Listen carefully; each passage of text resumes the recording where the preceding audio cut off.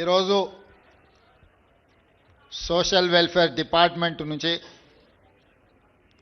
ఎస్ఎస్సిలో, ఐఐటిలో, ఎన్ఐటిలో, నీట్లో, ఐపీఈ అదేవిధంగా స్పోర్ట్స్లో రాణించిన విద్యార్థులను అభినందించాలని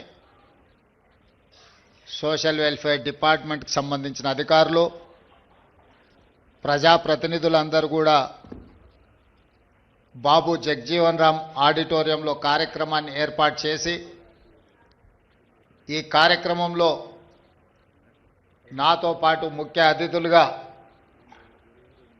శాసనసభ స్పీకర్ గడ్డం ప్రసాద్ కుమార్ గారిని, ఉప ముఖ్యమంత్రి వర్యులు మిత్రులు బట్టి విక్రమార్క గారిని, శాసనసభ విప్ లక్ష్మణ్ కుమార్ గారిని, అదేవిధంగా శాసన మండలి సభ్యులను, శాసనసభ్యులను, ప్రభుత్వ సలహాదారులను, కార్పొరేషన్ చైర్మన్లను, అదేవిధంగా వివిధ శాఖలకు సంబంధించిన అధికారులను, మరీ ముఖ్యంగా ఈరోజు అభినందించడానికి ఆహ్వానించిన విద్యార్థులు, వాళ్ళ తల్లిదండ్రులందరికీ కూడా మనస్ఫూర్తిగా నేను అభినందనలు తెలియజేస్తున్నా. ఈరోజు తెలంగాణ వైతాళికుడు సురవరం ప్రతాప్ రెడ్డి గారి 129వ వర్ధంతి. ఆనాడు నిజాం సర్కార్కు వ్యతిరేకంగా ప్రజల్లో చైతన్యం తీసుకొచ్చి ప్రజాస్వామిక దేశంగా భారతదేశంలో హైదరాబాదు రాష్ట్రాన్ని విలీనం చేయడంలో వారు అత్యంత క్రియాశీలక పాత్ర పోషించారు. వారి స్ఫూర్తిని కొనసాగించడానికి తెలుగు యూనివర్సిటీకి సురవరం ప్రతాప్ రెడ్డి గారి పేరు పెట్టుకోవడం జరిగింది. అదేవిధంగా నిజాంలు, రజాకర్లను, ఘడీల దొరలను ఎదురించి నిలబడ్డ వీర వనిత చాకలి ఐలమ్మ స్ఫూర్తిగా యూనివర్సిటీకే మహిళా యూనివర్సిటీ కోటిలో మహిళా యూనివర్సిటీకి వీరవనిత చాకలి ఐలమ్మ పేరు పెట్టుకొని ఆ పోరాట స్ఫూర్తిని తాడిత పీడిత వర్గాలకు గొంతుకై పోరాటానికి స్ఫూర్తినిచ్చిన చాకలి ఐలమ్మ పేరు ఈరోజు మహిళా యూనివర్సిటీకి మనం పెట్టుకోవడం జరిగింది. ఇదే కాదు, టెక్స్టైల్ కళాశాలకు సంబంధించి కొత్తగా కేంద్ర ప్రభుత్వం అనుమతి తెచ్చుకోవడమే కాకుండా ఈరోజు దానికి డాక్టర్ కొండా లక్ష్మణ్ బాపూజీ మొదటి తరం తెలంగాణ ఉద్యమంలో తెలంగాణ రాష్ట్ర సాధన కోసం సర్వం త్యాగం చేసిన కొండా లక్ష్మణ్ బాపూజీ గారి పేరును ఈరోజు టెక్స్టైల్ యూనివర్సిటీకి మనం పేరు పెట్టుకోవడం జరిగింది.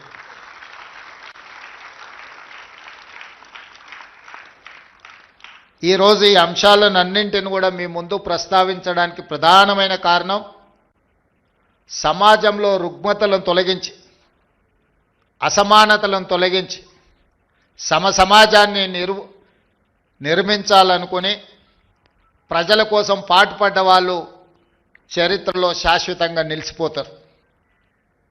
వాళ్ళ స్ఫూర్తితోని ఈ ప్రభుత్వం ఇందిరమ్మ రాజ్యం ఏర్పడ్డది. ఈనాడు ఈ వేదిక మీద మిత్రులు బట్టి విక్రమార్క గారు కావచ్చు, గడ్డం ప్రసాద్ కుమార్ గారు కావచ్చు, లేకపోతే డాక్టర్ కావ్య కావచ్చు, వంశీ కావచ్చు, డాక్టర్ లక్ష్మీకాంతరావు కావచ్చు, డాక్టర్ కవ్వంపల్లి సత్యనారాయణ కావచ్చు, లేకపోతే నాగరాజ్ ఐపీఎస్ కావచ్చు, వీళ్ళందరూ వేదిక మీద ప్రజాప్రతినిధులుగా చట్టసభలకు ప్రాతినిధ్యం వహించడమే కాకుండా వీళ్ళందరికీ కన్వీనర్గా పనిచేస్తున్న డాక్టర్ మల్లు రవి గారు కావచ్చు, వీళ్ళందరి జీవితంలో ఎందుకు రాణించిండ్రు?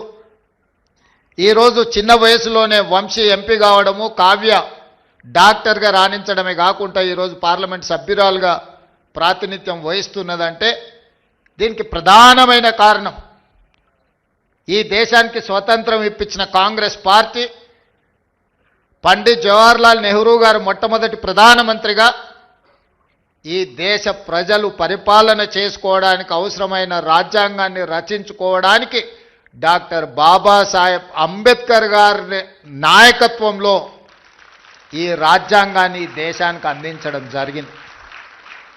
డాక్టర్ బాబాసాహెబ్ అందించిన రాజ్యాంగం ఆ స్ఫూర్తి ఈనాడు కాంగ్రెస్ పార్టీ ఎస్సీ ఎస్టీ రిజర్వేషన్లు అందించడం ద్వారా సమాజంలో అణిచివేతకు గురైతున్న వీళ్లను, పాలితులుగా ఉన్న దళితులను, గిరిజనులను పాలకులుగా తయారు చేసి పాలసీలను ఈ దేశానికి అందించే అవకాశం కాంగ్రెస్ పార్టీ ఇచ్చింది. అందుకే వీళ్ళు చదువుకొని విద్యలో, ఉద్యోగాలలో, వృత్తి నైపుణ్యంలో కాంగ్రెస్ పార్టీ అందించిన రిజర్వేషన్లను అందిపుచ్చుకొని డాక్టర్లుగా, ఐపీఎస్లుగా, ప్రజాప్రతినిధులుగా ఈరోజు ఈ సమాజంలో రాణించి ఈరోజు ఈ వేదిక మీద నిలబడి మీకు ఆదర్శంగా మీ ముందు నించున్నారు. దీనికి ప్రధానమైన కారణం కాంగ్రెస్ పార్టీ, పండిత్ జవహర్లాల్ నెహ్రూ గారు, శ్రీమతి ఇందిరాగాంధీ గారు. మిత్రులారా, ఈరోజు ఈ గౌరవం, ఈ సమాజంలో గుర్తింపు వీళ్ళకు కులం వల్ల రాలేదు, వీళ్ళకు చదువు వల్ల గుర్తింపు వచ్చింది. చదువే ఈరోజు వాళ్ళని గౌరవం తెచ్చిపెట్టింది. ఆ చదివే ఈ వేదిక మీద ఈరోజు కూర్చోబెట్టింది. అప్పుడప్పుడు మేము మంచి ఇంగ్లీష్ మాట్లాడాలి ఎవరైనా ఉన్నారా అన్నప్పుడు గడ్డం వినోద్ గారిని నేను చూపిస్తుంటే హెచ్పిఎస్లో బ్రహ్మాండంగా చదువుకొని ఈరోజు మంచి లాంగ్వేజ్ పట్టు ఉన్న ఒక ప్రజాప్రతినిధిగా గడ్డం వినోద్ గారిని మేము చూపిస్తుంటాం. వీటన్నిటికీ కారణం జీవితంలో మొదటి సక్సెస్ చూసిన ఈరోజు ఎస్ఎస్సి కావచ్చు, ఐఐటి కావచ్చు, ఎన్ఐటి కావచ్చు, లేకపోతే నీట్లో రాణించిన ఈ పిల్లలందరికీ ఒక విషయం అర్థం కావాలి, మీరు మా పిల్లలు, ఈ సమాజంలో భాగస్వాములు. రేపు ఈ తెలంగాణ సమాజం పునర్నిర్మించాలంటే, తెలంగాణ సమాజంలో పునర్నిర్మాణంలో మీరు భాగస్వాములు కావాలి. మీరు రాణించాలంటే మీరు చదువులో నైపుణ్యాన్ని ప్రదర్శించాలి. ఈరోజు ఉన్నత శిఖరాలకు మీరు ఎదగాలి అనంటే చదువు ఒక్కటే మీకు లక్ష్యంగా ఉండాలి అనేదే నా యొక్క సూచన. ఈరోజు మిత్రులారా, మీరందరూ ఆలోచన చేయండి. SC ST BC minority EWS వర్గాలుగా ఈరోజు సమాజంలో ఉన్న ఎవరికి వాళ్ళకు వేరే వేరే రెసిడెన్షియల్ స్కూళ్ళు పెట్టడం వల్ల ఒక రకమైన ఆత్మ న్యూనతా భావంలో మనం పెరగవలసిన పరిస్థితి వస్తుంది. ఎందుకు ఈ సమాజం మమ్మల్ని దళితులు కదా అని ఒక పక్కన పెట్టిందా, లేకపోతే గిరిజనులని మమ్మల్ని ఇంకొక పక్కన పెట్టిరా, బలైన వర్గాలని మమ్మల్ని చిన్నచూపు చూస్తున్నారా అని మన మనసులో ఎక్కడో ఒక దగ్గర నిగూఢమైన అభద్రతా భావం ఉంటుంది. వీటిని తొలగించాలి అనంటే మనం అందరం కలిసి చదువుకోవాలి, కలిసి పెరగాలి, కలిసి జీవితాన్ని పంచుకోవాలి. అప్పుడే ఈ ఆత్మన్యూనత భావం పోతుంది. ఈ సమాజ నిర్మాణంలో మీరు భాగస్వాములు అవుతారు అని ఆలోచన చేసి ఈరోజు రాష్ట్ర ప్రభుత్వం young India integrated residential schools అనే ఒక విధానాన్ని తీసుకొచ్చి ఈ దేశానికి ఆదర్శంగా ఉండే విధంగా 25 ఎకరాలలో ఒక కార్పొరేట్ కాలేజీలతో పోటీ పడే విధంగా ఈచ్ స్కూల్కి 200 కోట్ల రూపాయలు కేటాయించి ఈరోజు మీకు ఒక ఇంటర్నేషనల్ స్టాండర్డ్స్ ఎడ్యుకేషన్ని, not only infrastructure, educational qualification కూడా, అక్కడ ఉండే క్వాలిటీ కూడా పెంచాలి అని ఒక లక్ష్యంతో ఈరోజు మేము పనిచేస్తున్నాం. ఈరోజు చాలామంది విమర్శిస్తున్నారు. ఇవాళనే ఒక పత్రికలో చూసిన, ఈ SC ST BC minority EWS పిల్లలకు 200 కోట్ల రూపాయలు పెట్టి 100 అంటే దాదాపుగా 25,000 కోట్ల రూపాయలు ఖర్చు పెట్టి కట్టాల్సిన అవసరం ఉందా అని ఒక పత్రిక రాసింది, ఒక రాజకీయ పార్టీకి సంబంధించిన పత్రిక. కరెక్టే మీ విధానంలో, ఎందుకంటే మీరు అధికారంలో ఉన్నప్పుడు బర్రెలు, గొర్రెలు, చేపలు, చెప్పులు కుట్టుకోండి అనే స్కీములు మీరు తీసుకొచ్చిండ్రు. ఆనాడు బడుగు బలైన దళిత గిరిజన మైనారిటీ వర్గాలు ఏం చేయాలంటే దళితులు చెప్పులు కుట్టుకోవాలి, బలహీన వర్గాలు చేపలు పట్టుకోవాలి, ట్రైబల్స్ పందులు పెంచుకోవాలని గత ప్రభుత్వంలో స్కీములు వచ్చినాయి. మీరు అందరూ చూడండి, గత 10 సంవత్సరాలలో ఏం చెప్పారు? బర్రెలు గొర్రెలు ఇస్తాం, చేపలు ఇస్తాం, చెప్పులు కుట్టుకోండి, మీకు స్కీములు ఇస్తామని చెప్పిండ్రు తప్ప మీకు చదువు చెప్తాం, మీకు రాజ్యాధికారం ఇస్తాం, ఈ రాజ్యం నిర్మాణంలో మిమ్మల్ని భాగస్వాములను చేస్తామని చెప్పలేదు. మీ చదువుకున్న నిరుద్యోగ యువకులకు పీజీలు, పిహెచ్డీలు చదివి ఇవాళ చాలామంది పేదోళ్ళు, నేను గ్రామీణ ప్రాంతం నుంచి వచ్చిన, గ్రామీణ పరిస్థితులు ఎట్లుంటాయో క్షుణ్ణంగా అవగాహన ఉన్నవాడిగా చెప్తున్నా. తల్లిదండ్రులు ఉపాధి హామీ కూలికి పోయి ఇళ్లల్లో పాచి పనులు చేసి రూపాయి కూడబెట్టి వాళ్ళ పిల్లల్ని ఉస్మానియా కాకతీయ యూనివర్సిటీలకు పంపించి పీజీలు పిహెచ్డీలు చదివిస్తే మళ్ళీ చదువుకున్న యాదోల పిల్లగాడు ఊరికెళ్ళి గొర్రెలు పెట్టుకోవాలంట, దళితుల పిల్లలు చెప్పులు కుట్టుకోవాలంటే దీనికోసం ఆ తల్లిదండ్రులు కష్టపడి పీజీ పిహెచ్డీలు చదివించిందని నేను అడుగుతున్నా. ఎందుకు ఆ 10 సంవత్సరాలలో ఉద్యోగ నోటిఫికేషన్లు ఇవ్వలేదు?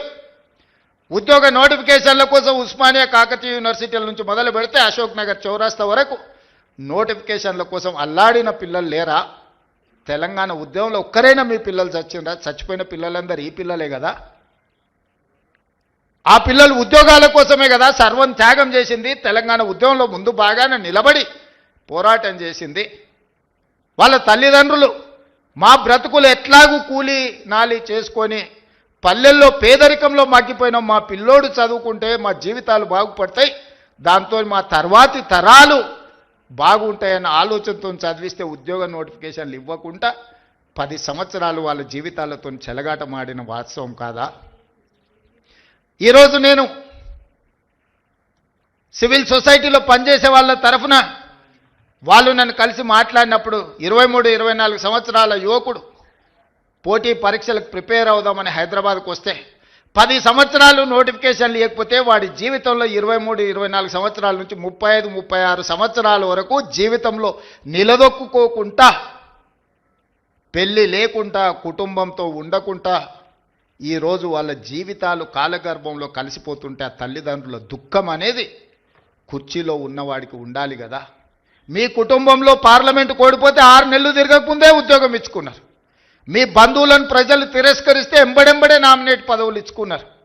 మీ పిల్లలకి ఎప్పుడు ఉద్యోగాలు ఉండాలి, మీ పిల్లలకు పెద్ద పెద్ద ఫామ్ హౌజులు ఉండాలి, మీరు ఆగర్భ శ్రీమంతులుగా బెంచ్ కార్లలో తిరగాలి. మేమేం వద్దంటలేం, మీరు లావిష్ లైఫ్ మీరు గడపండి, కానీ కనీసం మా పిల్లలకు పోటీ పరీక్షలు నిర్వహించాలన్న ఆలోచన మీకు రాలే. ఇవాళ మా ప్రభుత్వం వచ్చిన మొదటి సంవత్సరంలో ఆన్ రికార్డ్ నేను ఛాలెంజ్ చేస్తున్న, ఈ దేశంలో ఏ రాష్ట్ర ముఖ్యమంత్రినైనా, ఏ ప్రభుత్వమైనా, ఏ పాలకులైనా ఒక్క సంవత్సరంలో 59,000 ప్రభుత్వ ఉద్యోగాలు ఇచ్చిన ఎవరైనా ముఖ్యమంత్రి రాష్ట్ర ప్రభుత్వం ఉంటే వాళ్ళు విధించే ఏ శిక్షకైనా నేను మా ఉప ముఖ్యమంత్రి గారు సిద్ధంగా ఉన్నాము.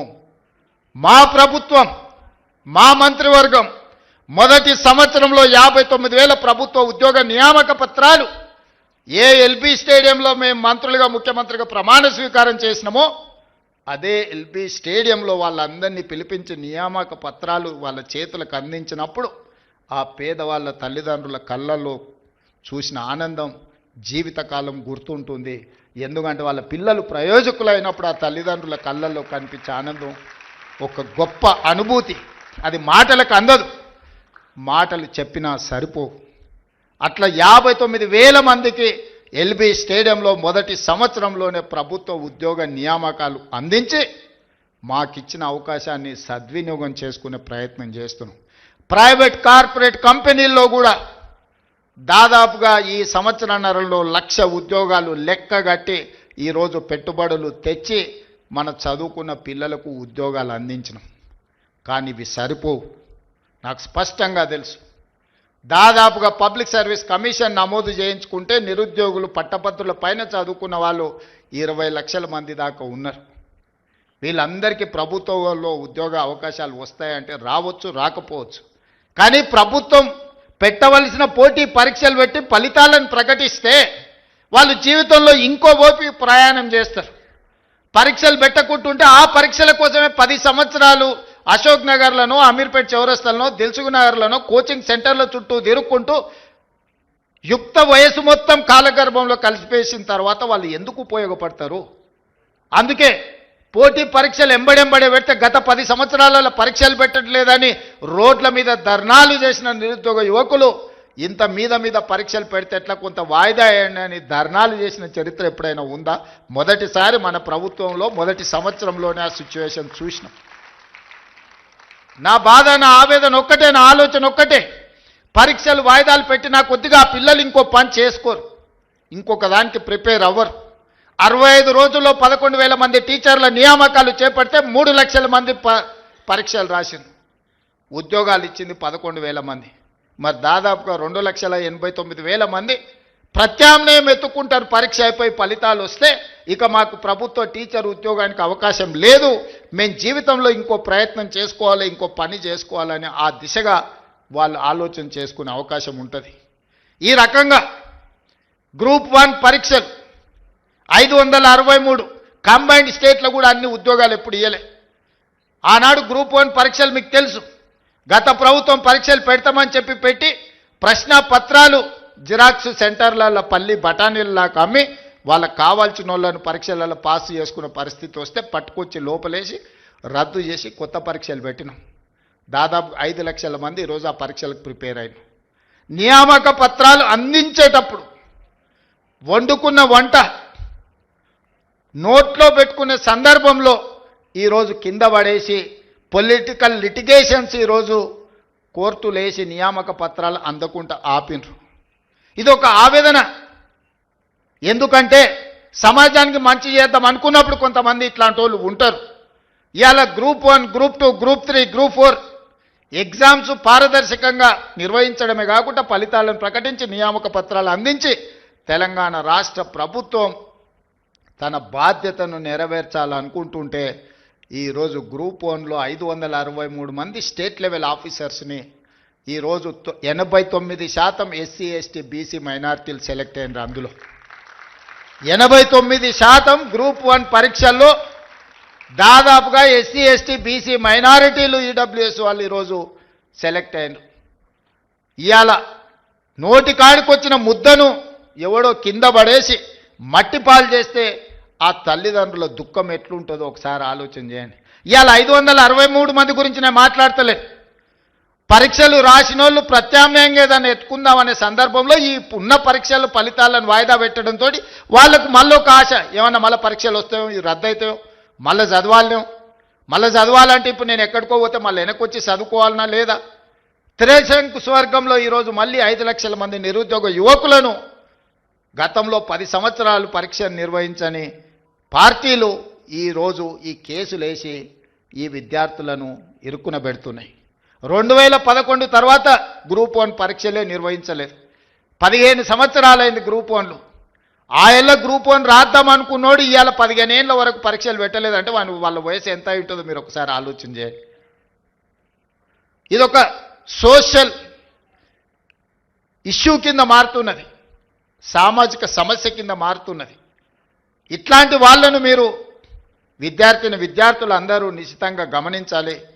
ఇలాంటి వాళ్ళను ఎక్కడైనా ఎదురుపడితే అడగాలి, ఎందుకయ్యా మా ఉద్యోగాలకు అడ్డం పడుతున్నారు? ఎవరైనా వాళ్ళ ఎన్నికలు ఒక 6 నెలలు ఆగుతారా? వాళ్ళ ఇంట్లో ఓడిపోతే 6 నెలలు కూడా ఒక్కరికి కూడా ఆపకుండా ఉద్యోగాలు ఎంబడెంబడే ఇచ్చారు.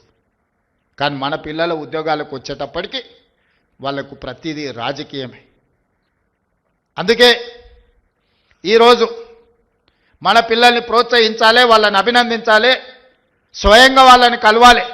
ఇక్కడున్న అందరు నేను అడుగుతున్న, తెలంగాణ వచ్చిన 10 సంవత్సరాలలో ఎప్పుడన్నా ముఖ్యమంత్రిని కలిసిరా? మీరు కలిసిరా? ఎవరైనా కలిసిన వాళ్ళు ఎవరైనా ఉంటే చేయొద్దండి. కానీ నేను మిమ్మల్ని రెగ్యులర్ కలుస్తూనే ఉన్నా కదా. ఇది తేడా. ప్రజాపాలనకు దొరల పాలనకు. ముఖ్యమంత్రి అంటే ఆకాశంలోకి వెళ్ళి ఊడిపడ్డ పదవి కాదు, అది ప్రజలు ఆశీర్వదించి, ముఖ్యంగా దళితులు, గిరిజనులు, ఆదివాసీలు ఆశీర్వదిస్తే ఈ కుర్చీ వస్తుంది. ఆ కుర్చీ వాళ్ళ కోసం కాకుండా మన కోసం వినియోగించుకోవడం కాదు. అందుకే మీ మధ్యలో ఉండాలి, మీతో ఆలోచనలు పంచుకోవాలి. ఇదే కాదు, సివిల్స్ గతంలో మన దగ్గర ఐఏఎస్లు ఐపీఎస్లు సెలెక్ట్ తక్కువ అయ్యేవాళ్ళు. ఎందుకంటే కోచింగ్కి వెళ్ళాలంటే ఢిల్లీకి వెళ్ళాలనో ఇతర ప్రాంతాలకు వెళ్ళాలన్నట్టుగా ఉండే. మన దగ్గర ఉన్న కోచింగ్ సెంటర్లు లిమిటెడ్.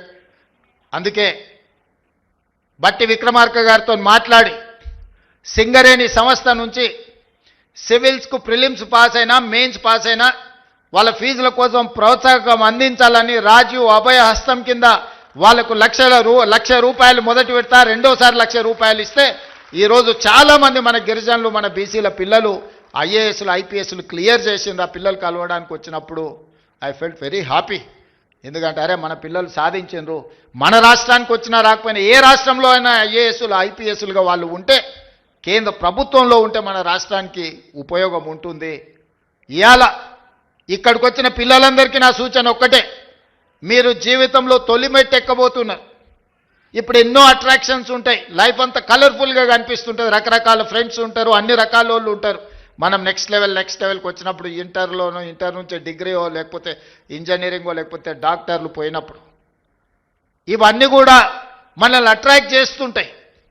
కానీ జీవితంలో 25 సంవత్సరాల వయసు వచ్చే వరకు నిబద్ధతతోని కష్టపడి చదువుకొని కెరీర్లో రాణిస్తే ఆ తర్వాత 40-50 సంవత్సరాలు ఈ సమాజంలో గౌరవంతో బ్రతకొచ్చు. డాక్టర్లుగా, లాయర్లుగా, ఇంజనీర్లుగా, ఐఏఎస్లుగా, ఐపీఎస్లుగా, ఐఎఫ్ఎస్లుగా, ప్రజాప్రతినిధులుగా, ఎమ్మెల్యేలుగా, ఎమ్మెల్సీలుగా, ఎంపీలుగా, మంత్రులుగా, ముఖ్యమంత్రులుగా రాణించడానికి అవకాశం ఉంటుంది మొదటి 25 సంవత్సరాలు కష్టపడితే. ఈ మొదటి 25 సంవత్సరాల 15 సంవత్సరాల నుంచి 25 సంవత్సరాలు అత్యంత కీలకమైన సమయం. ఇప్పుడు మీరున్న వయసు. ఎన్నో రకాల ఊహాలోకాల్లో తిరుగుతుంటాం, ఎన్నో రకాల అట్రాక్షన్స్ మనల్ని అట్రాక్ట్ చేస్తుంటాయి. ఆ అట్రాక్షన్స్లో పడి లైఫ్లో మనము డీవియేట్ చేసి వేరే దారిలోకి పోతే ఆ తర్వాత బతికినంత కాలం దుఃఖంతోనే బతకాలి. 25 ఏళ్ళ లోపల మీరు లైఫ్లో సెటిల్ అయితే మనం 70-75 సంవత్సరాలు ఒకవేళ బతికినాం అంటే 50 సంవత్సరాల ఆత్మగౌరవంతో సమాజం మనల్ని గొప్పగా గౌరవిస్తూ ఉంటుంది. మనం జీవితంలో రాణించవచ్చు. మన తల్లిదండ్రులు మా పిల్లోడు డాక్టర్ అను ఇంజనీర్ అను గర్వంగా గ్రామంలో చెప్పుకుంటే అది ఒక గొప్ప అనుభూతి. కానీ మొదటి 25 సంవత్సరాలు ముఖ్యంగా 15 ఏళ్ళ నుంచి 25 ఏళ్ళ వయసులో తప్పుదారి పడితే ఆ తర్వాత జీవితాంతం తల్లిదండ్రులు కూడా తలదించుకునే పరిస్థితి. మనం కన్న తల్లిదండ్రులకు, మనం పెరిగిన గ్రామానికి కూడా చెడ్డ పేరు వస్తుంది. ఇవాళ ఇక్కడికి వచ్చిన విద్యార్థులకు కష్టపడండి. మీలో టాలెంట్ ఉంది, మీలో సెల్ఫ్ కాన్ఫిడెన్స్ ఉంది. ఇక్కడ ఉన్న వేదిక మీదకి వచ్చిన పిల్లల్ని చూస్తే మాకు సర్ప్రైజ్, మేము చదువుకుంటాం, మాకు అంత కాన్ఫిడెన్స్ కానీ మాకు అట్లాంటి అవకాశం కానీ ఎప్పుడు రాలే. నేను కూడా మొత్తం గవర్నమెంట్ స్కూళ్ళలోనే చదువుకుంటూ వచ్చిన ఇంటర్మీడియట్ వరకు. మాకెప్పుడు ఇట్లా మంత్రులను, ముఖ్యమంత్రులను కలిసి లేకపోతే మేము మా లైఫ్లో మా ఎడ్యుకేషన్లో మేము సక్సెస్ చూసినాం అని మమ్మల్ని ఎవరు పిలిచిన వాళ్ళు కానీ, అభినందించిన వాళ్ళు కానీ, షేక్ హ్యాండ్ ఇచ్చిన వాళ్ళు కానీ లేరు. కానీ ఈరోజు మీ సెల్ఫ్ కాన్ఫిడెన్స్ పిల్లల్ని ఒకరొకరిని చూస్తుంటే నాకు నిజంగా చాలా సంతోషం అనిపించింది. మా పిల్లలు ఖచ్చితంగా రాణించగలుగుతారు. వాళ్ళ తల్లిదండ్రులకు, వాళ్ళ పుట్టిన ఊరికే కాదు, ఈ రాష్ట్రానికి కూడా ఒక గొప్ప పేరు తీసుకొస్తారు. ఈ రాష్ట్ర పునర్నిర్మాణంలోనే కాదు, ఈ దేశానికే ఒక గొప్ప నాయకత్వాన్ని అందించే గొప్ప వ్యక్తులు మీరు అవుతారని నాకు సంపూర్ణమైన విశ్వాసం ఉంది. ఇవాళ ప్రభుత్వ పాఠశాలలో 29,533 ప్రభుత్వ పాఠశాలలు ఉన్నాయి. అందులో మనకు 26,41,536 మంది విద్యార్థులు చదువుకుంటారు. కానీ ప్రైవేట్లో 11,217 స్కూళ్ళు ఉంటే 36,87,752 మంది స్టూడెంట్స్ ఉన్నారు. మరి నేను ఒకటే అడుగుతున్నా ఈ వేదిక మీద నుంచి మా సిబ్బందిని కానీ, ప్రజాప్రతినిధులు కానీ, ఇక్కడికి వచ్చిన విద్యార్థులు, ప్రైవేట్లో 11,000 స్కూళ్ళల్లో 36 లక్షల మంది చదివితే గవర్నమెంట్లో 26,000 స్కూళ్ళల్లో 24 లక్షల మంది చదువుకుంటున్నారు. ఎక్కడో మనం ఇంకా మన విశ్వాసాన్ని పెంపొందించుకోవాల్సిన అవసరం ఉంది. నమ్మకం కలిగించాలి. ఈరోజు పేదలకు సంపూర్ణమైన విశ్వాసం ప్రభుత్వ పాఠశాలల్లో రెసిడెన్షియల్స్ కావచ్చు, కస్తూర్బా కావచ్చు, అంగన్వాడీ కావచ్చు, పునాదులు పడాలి. ఈరోజు దాన్ని తీర్చిదిద్దాలి అని ఈరోజు మా ప్రభుత్వం నిర్ణయం తీసుకున్నది. ఒక్క 2-3 విషయాలు ఇక్కడ ఉన్న విద్యార్థులకు చెప్పదలుచుకున్నాం. 100 సంవత్సరాల తర్వాత ఉస్మానియా యూనివర్సిటీ 100 ఏళ్ల చరిత్ర కలిగిన యూనివర్సిటీ. 100 ఏళ్లలో ఒక్క దళితుడు కూడా వైస్ ఛాన్సలర్ కాలే. ఈరోజు ఒక దళితుడిని ఈరోజు వైస్ ఛాన్సలర్గా మన ప్రభుత్వం నియమించింది. ఈరోజు arts college principal professor Kasif మా ఊరివాడు ఈరోజు ఆర్ట్స్ కాలేజ్కి ప్రిన్సిపాల్ అండ్ మెరిట్తో చదువుకుంది. ఇవాళ అంబేద్కర్ యూనివర్సిటీకి డాక్టర్ గంటా చక్రపాణి, ప్రొఫెసర్ చక్రపాణి ఈరోజు వైస్ ఛాన్సలర్గా ఉన్నాడు. ఇవాళ రాజీవ్ గాంధీ IIIT మీరు చదువుకోబోయేదానికి గోవర్ధన్ ఈరోజు మీకు వైస్ ఛాన్సలర్గా ఉన్నాడు. హయ్యర్ ఎడ్యుకేషన్లో ప్రొఫెసర్ పురుషోత్తం వైస్ చైర్మన్గా ఈరోజు మీకు ఉన్నాడు. ఈరోజు విద్యా కమిషన్ని విద్యలో సమూలమైన సంపూర్ణమైన మార్పులు తీసుకురావాలి అని అంటే ఏమి చెయ్యాలి అంటే ఆ ఆత్మ ఉండాలి అని చెప్పి ఈరోజు మురళి ఐఏఎస్ ఆఫీసర్ని ఈరోజు విద్యా కమిషన్ చైర్మన్గా నియమించిన. ఈరోజు ఎలక్షన్ కమిషన్కి రాని కుమిదిని ఈరోజు మనం నియమించినాం. ఈరోజు అసెంబ్లీ స్పీకర్ గడ్డం ప్రసాద్ గారు ఉన్నారు. ఇంతమందికి ఎప్పుడైనా ఈ దళిత బిడ్డలకి ఇన్ని అవకాశాలు వచ్చినాయా? మీరు ఒక్కసారి ఆలోచన చేయండి. ఇవాళ ప్రజాప్రభుత్వం ఉన్నది కాబట్టి అసెంబ్లీ స్పీకర్ ఆయన ముఖ్యమంత్రిని చేస్తాను మోసం చేస్తే ఆయనను అధ్యక్ష అని పిలిచి మైక్ అడుక్కునే పరిస్థితి ఒక దళిత బిడ్డ చేతిలో పెట్టి నువ్వు ఆడ తప్పించుకున్నా ఈడ తప్పించుకోలేవు అని చెప్పి మా సోదరుడు గడ్డం ప్రసాద్ కుమార్ గారిని అసెంబ్లీ స్పీకర్గా ఈరోజు ఇందిరమ్మ రాజ్యంలో ప్రజాప్రభుత్వంలో మనం చేసినాం. ఆర్ట్స్ కాలేజ్ కానీ, ఉస్మానియా యూనివర్సిటీకి కానీ, లేకపోతే అంబేద్కర్ యూనివర్సిటీకి కానీ, రాజీవ్ గాంధీ ట్రిపుల్ ఐటీకి కానీ, హయ్యర్ ఎడ్యుకేషన్లో కానీ, విద్యా కమిషన్లో కానీ, ఎలక్షన్ కమిషన్లో ఇన్ని చైర్మన్ పదవులు. ఈరోజు ఈవెన్ లాలో కూడా పబ్లిక్ ప్రాసిక్యూటర్ నాగేశ్వరరావు గారిని దళితుడిని ఈరోజు పెట్టినాం. ఇప్పటివరకు స్వతంత్రం వచ్చినప్పటి నుంచి ఏ రోజు కూడా ఒక దళితుడికి అవకాశం రాలే. ఇన్ని ఎస్సీ కార్పొరేషన్ ప్రీతం సార్ అది. సో నేను అనేది ఏంటి అంటే ఇవన్నీ కూడా కులం ఒక్కదాంతోనే అవకాశాలు రాలే, వాళ్ళు చదువుకున్నారు కాబట్టి ఇవాళ అవకాశాలు వచ్చినాయి. ఇవాళ ఫైనాన్స్ను మేము తీర్చిదిద్దుతున్నాం అంటే సెంట్రల్ యూనివర్సిటీ స్టూడెంట్ ఈరోజు డిప్యూటీ సీఎంగా సెంట్రల్ యూనివర్సిటీలో చదువుకొని రాణించిన మల్లు బట్టి విక్రమార్క గారు ఈరోజు ఆర్థిక మంత్రిగా డిప్యూటీ సీఎంగా ఉన్నాడు కాబట్టి ఈ నిధులన్నిటిని కూడా ఒక సిస్టమేటిక్గా స్ట్రీమ్లైన్ చేసి మీ దగ్గరికి పంపిస్తున్నాం. దీనికంతా చదువే కారణం. దేశ భవిష్యత్తు తరగతి గదుల్లో ఉంది. ఇవాళ మీరు కష్టపడి చదువుకొని రాణిస్తే ఈ రాష్ట్రానికే మీరు నాయకత్వం వహించే అవకాశం వస్తుంది. మీరందరూ రాణించాలని, మీ జీవితం ఉజ్వలంగా ఉండాలి అని, ఈ ప్రభుత్వం మీకు అండగా నిలబడుతుంది అని, రేవంత్ అన్న అని మీరు ఎప్పుడు పిలిచినా మీకు పలికే నాయకుడిగా మీకు తోడుగా నేను ఉంటానని, మా పిల్లలు రాణించాలి, మా పిల్లలు బాగుండాలి అని నిండు మనసుతో ఈ వేదిక మీద ఉన్న మేమందరం కోరుకుంటున్నాము. మీ మంచే మా మంచి. ఈరోజు ఏది జరిగినా మీరు బాగుంటే ఈ రాష్ట్రం బాగుపడుతుందని సంపూర్ణంగా నమ్ముతూ ఈ పిల్లలందరికీ మనస్ఫూర్తిగా అభినందన తెలియజేస్తున్నా. రాణించండి. ఈరోజు స్పోర్ట్స్ కోసం కూడా ఈరోజు young India skill university, skills లేని వాళ్ళకి స్కిల్స్ నేర్పడానికి యంగ్ ఇండియా స్కిల్స్ యూనివర్సిటీ ప్రారంభించినాం. అదేవిధంగా స్పోర్ట్స్లో రాణించడానికి యంగ్ ఇండియా స్పోర్ట్స్ యూనివర్సిటీని ఈరోజు పెట్టినాం. ఈరోజు పోలీసులో పనిచేసే వాళ్ళకు యంగ్ ఇండియా పోలీస్ స్కూల్ అంటే ఒక సైనిక్ స్కూల్ లాగా రాణించడానికి young India police school police డిపార్ట్మెంట్లో పనిచేసే వాళ్ళకి పెట్టినాం. ఈరోజు గ్రామీణ ప్రాంతాలలో ఉండే పేదవాళ్ళకి ఎస్సీ ఎస్టీ బీసీ మైనారిటీ అదేవిధంగా ఈడబ్ల్యూఎస్ పిల్లలకు young India integrated residential schools పెట్టినాం. మీరు యంగ్ ఇండియాలో భాగస్వాములు. Young India is my brand. మీరు నా బ్రాండ్ అంబాసిడర్లను తెలియజేస్తూ మీ అందరిని అభినందిస్తూ సెలవు తీసుకుంటున్నా. ధన్యవాదాలు మిత్రులారా.